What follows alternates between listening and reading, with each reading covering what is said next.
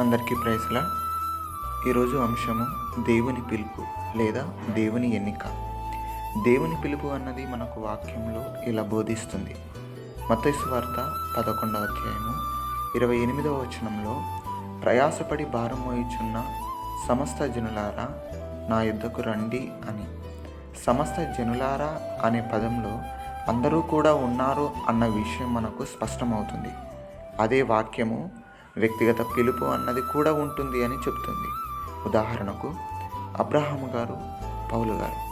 Abraham గారి యొక్క పిలుపు అన్నది దేవుని యొక్క వాగ్దానమును, ఆయన యొక్క సంకల్పమును నెరవేర్చబడే సాధనముగా లేదా పాత్రగా పిలువబడ్డాడు.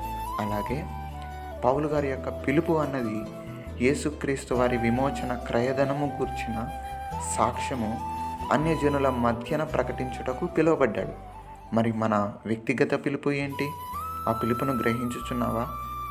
ఆలోచిద్దాం. Praise the lord.